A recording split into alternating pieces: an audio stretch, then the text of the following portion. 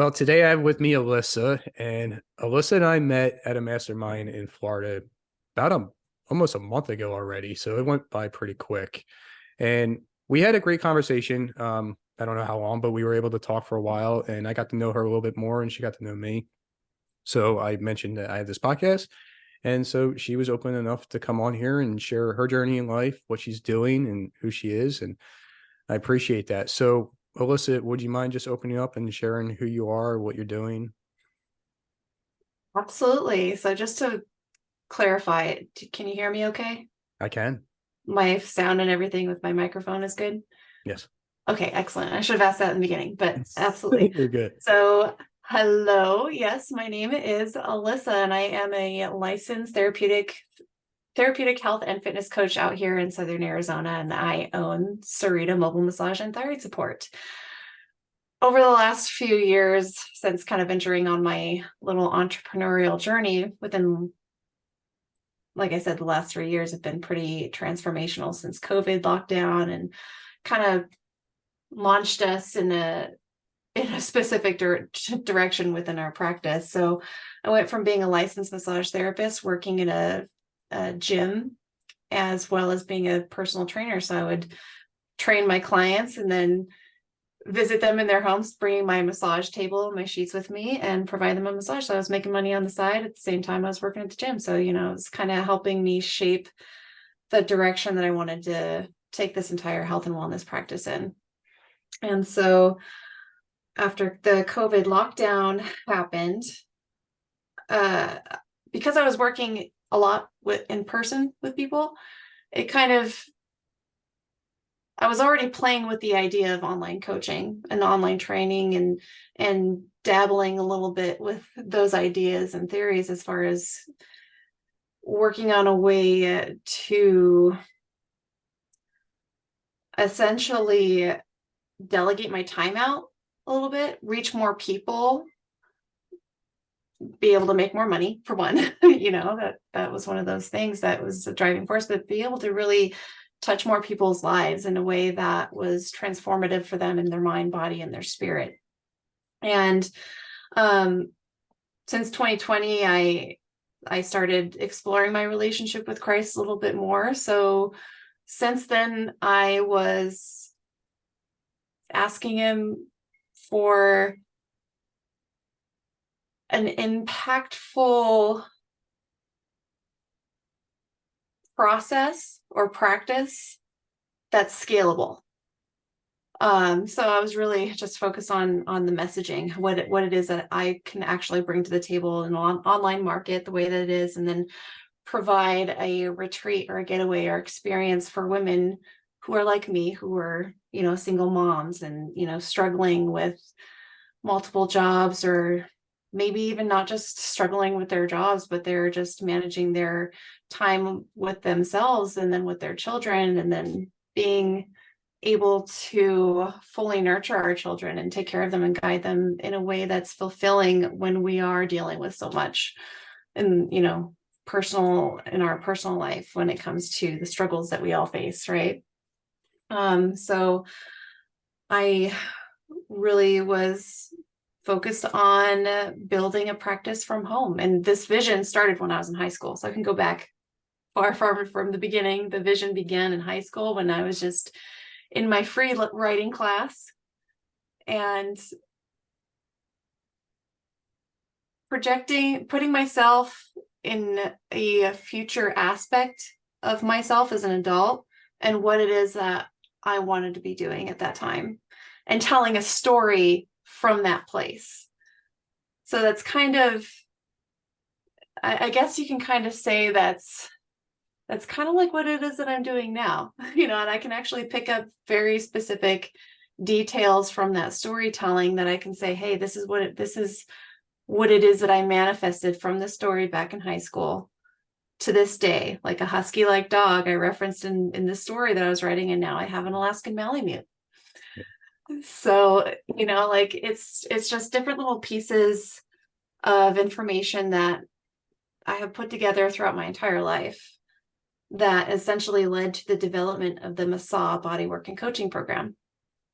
So within the last few years since developing my business from, well, I guess you can say it's been longer than just a few years. It was 10 years within the process, and there's many steps. I mean, I can go on for hours, and I'm jumping all over the place, which I'm sorry, but there's so many. There was a process from the very beginning when I first got my massage license, and the vision that I had, starting from there, going from La Farfalla awakening, which is essentially, La Farfalla is Italian for the butterfly. So awakening is just, the awakening. We want to think of awakening as in, I am waking up to the truth. We are waking up to our true selves. And the butterfly is essentially transforming from the creature that crawls along the ground to one that soars among the sky, right? And so that's that transformational process that is truly rooted within this program as well, which is why I chose butterflies and bees and the ladybug as my little logo, or pieces of my logo, because they all have a certain symbolism from aspects of, throughout my life, from my kids, my husband, just life experiences, and it's all tied into who I am personally. So it's MASA, body work and coaching. MASA is an acronym that stands for Massage Awakenings in Sarita for Southern Arizona Alternative Healing. And it's essentially a comprehensive massage therapist guide to healing with self-care, to healing illness with components of self-care, from exercise, nutrition, meditation, spiritual meditation, spiritual guidance, and how all these things fit together to help us get more in touch with our spirit essence, and thus get more in touch with God, the creator who created us. So that's what it is I've been working on lately. It's been a process. It's been a learning experience, but it's definitely, it's coming along. Great. So this, what is it? Massage, massage, right? MASA. Yeah. The Massage. Okay. MASA body work and coaching program. All right, you got it. So you have all these different ideas, or you said fitness and massage and some other areas. Do these people like pick which one, or do you kind of like guide them in the right direction? I essentially utilize all these tools through the Hmm. Sacred Hearts principles. So everything is put together into a cohesive program where we're utilizing every single step, every single aspect within the program. So it's not just the massage, it's not just the fitness, it's not just the hypnotherapy and the meditate and what's the guided meditation. They're going to be getting all aspects within the entire program. So it'll be, it's definitely, like I said, it's comprehensive mind, body, and spirit program. So they can pick and choose things. Like, let's say if somebody didn't want to participate in the massage, then they can participate more in other aspects within the coaching program. So it's like, yeah, they can like offset one in order to get more involved with another. So it's definitely malleable with the specific interests of each individual, but they all definitely come together at one point or another because of how they all support each other. And then it's all coming back to faith in God towards the end. It's so I wanted to go back to, you said you were looking for faith, I think back in 2020 or something. Is there a reason why you were leaning towards that at the time? I was experiencing a lot of self-doubt. Hmm. In the beginning of 2019, I've been in and out of relationships, and being a single mom, being in and out of relationships, it's very, I want to say it's trying, it's difficult.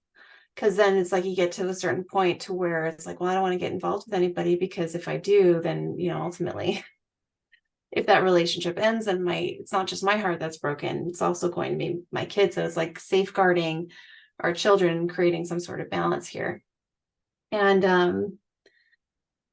in the relationship I was in at the time, I was having anxiety. I was having trust issues. Like I knew I had trust issues, but there were just things that were happening at the time that were just setting off, I want to say, red flags, or just setting off my intuition, right? It's like now I can recognize, now after the last 3 years of my own through my own self-discovery, I can kind of interpret those feelings as splenic hits or intuitive hits, or that's how I can explain it. That's what it feels like physically.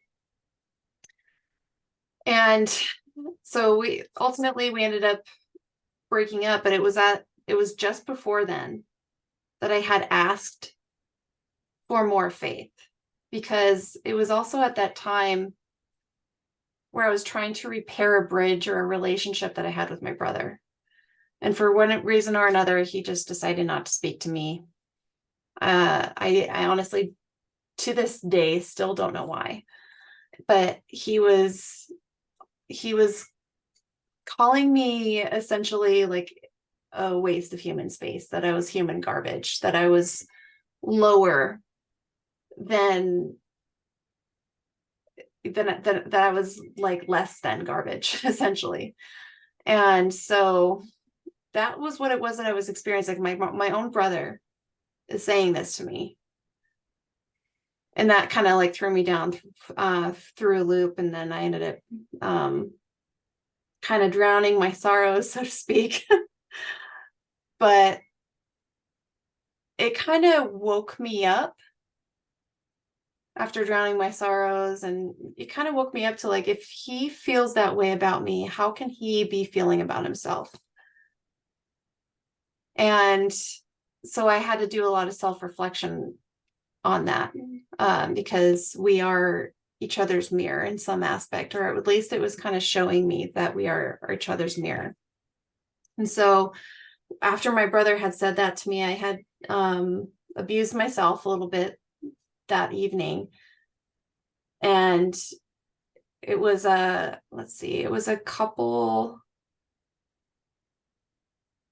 just like a week or two later that I had just asked God. Like I was just in my room and I was just praying and, complaining, so to speak. And I just asked, I was like, I need more faith. And I ended up getting faith tattooed on my foot. And then it was after that, after we had broken up and some time went by, I had started a new job, or a new job at the gym that I was working at in 2020. I had started working with them in 2019, that summer. And then it was within that time frame as well that I met my now husband. And so we've been together for 4 years. 4 years. It'll be 5 years next year. And just being able to go from one phase of my life and then completely 360 flip it within a certain amount of time after asking for that faith. After I had said, please give me more faith, guide me and guide my life. I had finally invited him into my life consciously, and consciously asked him to come into my life. And then that's when just things started happening one after another. Do you feel like a lot of weight was lifted off of you when you let God into your life? It was a process. It was a process of letting go, that's for sure. I want to say I'm still kind of going through that process of deconditioning, the deconditioning the world's expectations, the world's perceptions, the world's limitations that it presses onto us, and then it conditions onto us as we're going from birth up into adulthood. It's just like a series of conditioning. The world, our parents essentially teach us who we are from the time that we are born to the time that we start learning how to make decisions for ourselves. And if we are perceiving our parents in a certain light, or if we have a certain belief about our parents because of one thing or another, let's say, I'm trying to think of a example. Let's just take this example. Let's say a married couple has 3 children, and let's say the married couple has tension between them because of one reason or another. The husband travels a lot for work, probably spending days away from the family while the mom stays with the kids and takes care of them, feeds them, clothes them, takes them to and from school, all this stuff, right? And then he comes back, but during this time there's tension building between the mom and the dad, because the dad is providing for the family. He's doing what God is, created him to do. He's working, he's, making sure that there's food, the house is filled with food, that, the energy, everything's functioning. Right. And then, but let's say then that he has like a drinking issue. So he comes home after being gone and he starts drinking. So then he becomes drunk and then slightly belligerent, and then he abuses the mother a little bit, and then she gets to the point to where she can't take it anymore. So they ultimately like get a divorce. But at that same time, let's say after the divorce, the mom typically got the kids, right? Back in, the day when divorce happened, because it does. And then that, because the mom has the children majority of the time, she's sitting there planting these seeds of anger and frustration towards the father and to the children while she has them, thus planting seeds of anger and frustration and not wanting to do anything with the father. So thus hurting the father even more. But not only is she hurting the children by doing that, or hurting the husband by doing that, or the ex-husband now that they're divorced, she is hurting her children and impacting their future adult relationships on what it is that they believe is capable or is possible. So it's like she's teaching the children who their father was to her, not who the father is to them, and thus impacting their perception of their father, and thus impacting their perception of themselves, because they are their father's children. So it's just kind of like, from this perspective, it's like we can find, where the blame starts to happen. So that's where like building that relationship with God and Jesus, and actually reading the Bible to understand it, and to understand how to intrinsically interpret the words that it's providing us, and see the stories that it's providing within ourselves and our own lives, and how we can seek to correct them. So that way we stop those patterns of pain, suffering, and struggling, and thus create a new and better structure for ourselves and the future generations from ourselves leading forward. So that's been my own process. That's been my own kind of interpretation. And the example that I just gave was my own experience. So like, I often refer to myself as my mom's emotional support child. So, the reason why I bring this up is because, like during this time, she also taught me how to listen for my intuitive voice. So not only was she planting these seeds of ill intent about my dad, trying to manipulate how we viewed him, so that way we were held in her, or she was held in our favor. So that way and I view this as her not wanting to be abandoned by us the way that she felt that she was abandoned by our dad. Hmm. So it's kind of manipulative in that sense. But that's just how I've, through my relationship with God, through Jesus, that's how I've been able to understand my perception of what was happening, but still be able to have compassion for both my mom and my dad and for each of their situations, but also seeing where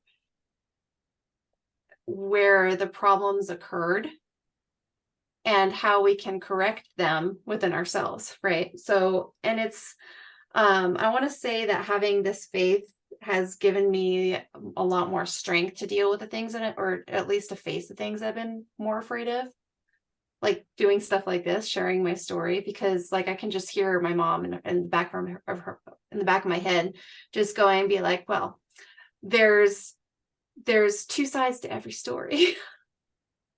So it's like she has her story, but yeah, that, like I said, my dad was probably more than likely abusive because she shared these stories with me, and also because I was targeted because of his frustration as well, but then it's like after a certain point, my dad never once spoke a bad word about my mom ever.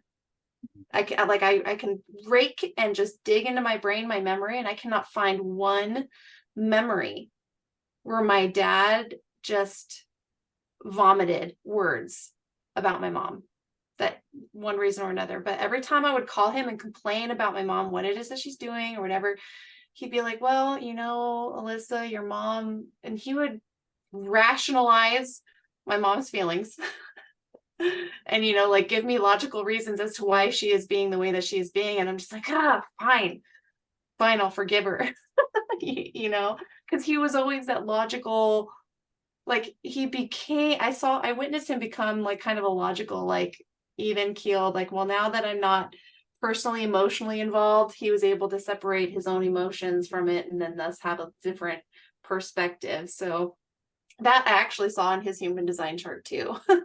So like human design, the human design chart has helped me see my parents more as in like how they're functioning, how they're sharing their energy, and how their energy is impacting me, and thus how they are either consciously or unconsciously allowing themselves to react to certain things versus respond.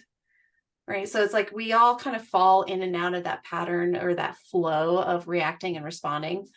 You know what I mean? Because we have to practice responding in order to build that response that we want. So that way, then that new response can thus be our new reaction that we take and that we consciously choose, and thus consistently getting better. Right. Or at least that's kind of like how I see that process going. Right. Because all our actions or our behaviors that we unconsciously allow ourselves to fall into, those are the ones that we were conditioned into believing that we are capable of doing. But that's why it's like being consistently conscious or conscientious of the thoughts that we're thinking and the words that we're speaking helps guide our behaviors and our actions more towards what it is that we want to accomplish than like figuratively sitting backwards on the horse while you're watching all your destinations pass you by, right? Yeah. That's great. Um, Yeah, I think you're going along the lines of controlling your emotions. Does that sound yeah, right? yeah, definitely. Absolutely. Like, I mean, I'm guilty of allowing my emotions to get the better of me. I know. Sure. Everybody is, but you're working on how to respond differently, and that Yeah, takes time. absolutely. And that's where like a lot of conversations that I've been having with my clients and, even my prospective clients is just that process, that mindset. That's where that meditation really helps us get in tune with how our body, like Mm-hmm. like it's understanding that we have the ability to choose our response no matter what it is, because physically our body is wired to pick up on threats, right? Because it's our physical body is being hyper vigilant in order to keep us alive, right? So it's working to perceive possible threats in any direction. So if we're not taught to recognize what is safe versus unsafe, let's say that we're being raised in a volatile home where there's a lot of yelling, there's a lot of door slamming, majority of the time somebody's emotions are unchecked. A child in that environment is going to learn to be hypersensitive to any shift in energy, right? That's how we experience PTSD, right? So PTSD, like panic attacks happen. They're a completely normal response at a completely inappropriate time. It's because the body doesn't understand the difference of time, right? So it's like let's say, for example, if somebody goes through a physical trauma, or they experience some sort of physical or emotional trauma at a specific time of year. And let's say a certain amount of time goes by and they're able to kind of heal or recover from it. But let's say a year goes by, and that same time of year that initial trauma happened, they start to feel the emotions around it again. Because the body doesn't have that concept, we're not going through it anymore, but because it's now the same time, the body's associating the seasonal change or that time of year with what had previously happened. So it's like sinking, and this is where, like having the generational traumas kind of come into play, because all these different little things can kind of show up and we don't know where it's coming from, but they're just unconsciously planted in us when we're infants, when we're children, because all learning is unconscious. And if we're little sponges as we're growing up from infancy, our nervous system is learning how to perceive the world so that way we can survive. So it's like, I don't know, I always thought it was very interesting, like the neuroscience behind it, and how we can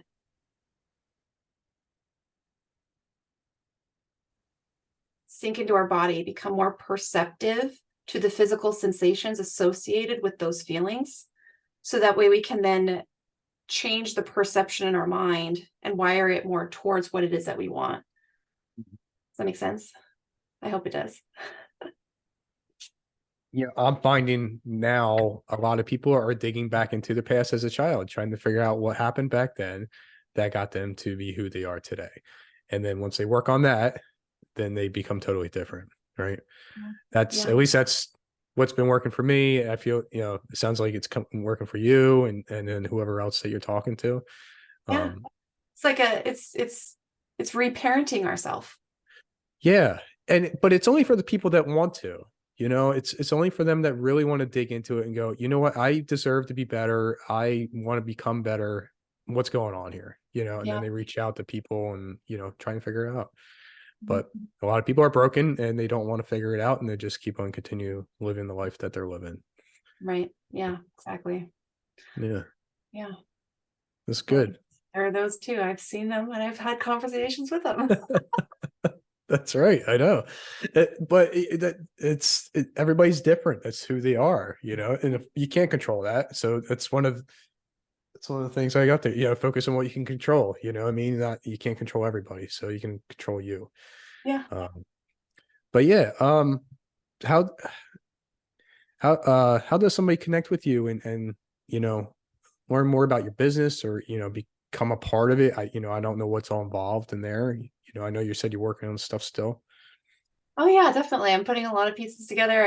I was fiddling around with my Zoom earlier today, getting things situated so that way I can start having our group meetings more consistently on the schedule. So I'm scheduling out the registration link for Wednesdays at 5:30. I'll be sending that to you so that way we can set that up. But then I also have my website at SaritaThyroidSupport.com. I have social media. You can find me on Facebook, Instagram, at the Celery Queen. So that's what I am on Instagram. It's my handle. Absolutely. And I'll include my email and everything for you so that way you have a direct link for me. And I'll have my Calendly scheduler. So right now I'm opening up my virtual office hours to take on free consultations, just to share the massage collective with everybody and just kind of get the word out. Right now, that's what we're focusing on, just sharing the healing information. Area you're working in, right? It's not like, is it virtual or? It's both virtual and in person. So right now, it's kind of a combination of both. Mhm. So let's say I have clients who I see virtually for follow-ups with massage therapy. And then I have my online personal training. So we're focusing on building the workout programs, getting the nutritional coaching and the guidance in for healing and recovery. So there's a huge portions of it are typically online. So that's the biggest part of it. The smallest part, and that's because it's just, I'm only one person, is the actual hands-on massage aspect. So if someone's local here in Southern Arizona, Tucson, Sahuarita area, even Phoenix, you can, let's see, there is a hands-on massage aspect within the entire program. But then for even my online coaching clients, my strictly online coaching, I am planning events and getaways and workshops that are happening in person for next year. Yeah, so that one's going to be geared more towards like health coaches, health and fitness coaches, life coaches, for essentially helping their own clients in a more deep, meaningful, mind, body, and spiritually impacting way. Sounds like it's gonna be really good. So, and that are those are gonna yeah, are those gonna be in your area then, like the live ones? Yes. So For now, anyways. the live for right now is going to be happening here. I am looking in different areas. I'm just we're figuring where everything else is going to be. So I have a Okay. few locations that we can set aside for live workshops and mastermind events and stuff like that. So I also have some facilitating speakers in line, like a Reiki master, yoga instructors. So I have strength trainers and functional nutritionists. I don't want to forget them. So I definitely have a team of individuals who I'm gathering to support this process, and then we can just really create something wonderful that can truly heal the world one heart at a time. So then I have one question for you. So, what are three key things you've learned and used along your journey? Three key things that I have learned and used along my journey. Oh, wow. That's